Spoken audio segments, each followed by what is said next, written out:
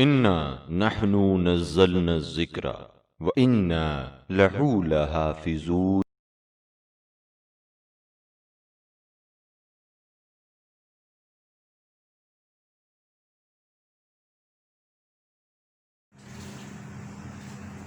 بسم اللہ الرحمن الرحیم۔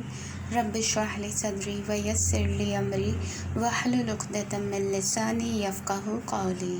السلام علیکم ورحمۃ اللہ وبرکاتہ۔ ایک نصیحت ایک کہانی میں خوش آمدید۔ آج کی کہانی دو نوجوانوں کے بارے میں ہے۔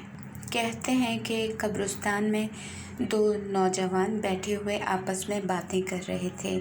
ان میں سے ایک کا باپ امیر تھا جبکہ دوسرے کا باپ فقیر تھا، یعنی غریب تھا۔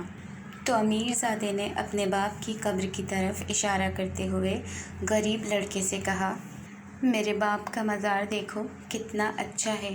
جس صندوق میں میرے والد کی میت رکھی گئی ہے وہ عمدہ ترین پتھر سے بنایا گیا تھا تاکہ زمین کے اندر بھی صندوق خراب نہ ہو۔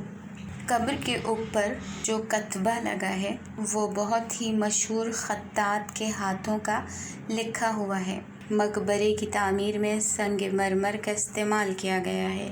اس مزار کی دیواروں میں قیمتی فیروزہ جڑا ہوا ہے اور تمہارے باپ کی قبر میں صرف چند اینٹیں لگا کر بنائی گئی ہے۔ اس پر کوئی مزار تعمیر ہی نہیں کیا گیا، صرف زمین ہموار کر کے مٹی سے نشان بنا دیا گیا ہے۔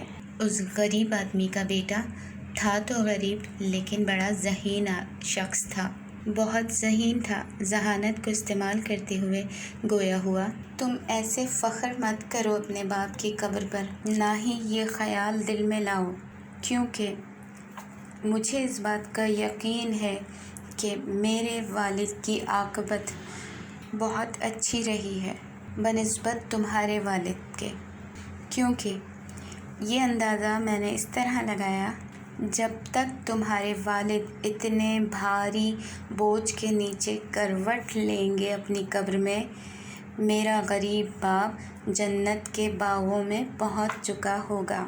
سبحان اللہ۔ اس پوری کہانی سے ہمیں یہ نصیحت ملتی ہے کہ انسان کو اپنے ساتھ سامان کم رکھنا چاہیے، کیونکہ ہم سب نے یہ سن رکھا ہے کہ جس کے پاس جتنا مال و زر، مال و اسباب، جائیداد، ملکیت ہوگی اتنی ہی دیر تک اسے حساب و کتاب کے مرحلے سے گزرنا ہوگا، جبکہ جو شخص جتنا خالی یعنی سامان سفر اس کے ساتھ کم ہوگا تو اس کا حساب و کتاب بھی جلد ہو جائے گا۔ اور انسان کو اگر فخر کرنا ہے تو مال و دولت پر فخر نہ کرے، بلکہ اس دنیا سے جانے کے بعد جانب سے کوئی صدقہ جاریہ ہے، اس کی اولاد صالح ہے، یا اس نے اپنا پیسہ ایسی جگہ پہ خرچ کیا ہے جس کا ثواب اسے مرنے کے بعد بھی ملتا رہے گا، تو پھر وہ فخریہ اس دنیا سے جا سکتا ہے۔ اگلی نصیحت اور اگلی کہانی کے ساتھ پھر حاضر ہوں گے انشاءاللہ۔ جب تک کے لیے اللہ حافظ۔ سبسکرائب کیجئے ذکر ٹی وی اور اس علم کے سفر میں ہمارے قدم کے ساتھ قدم ملائیے۔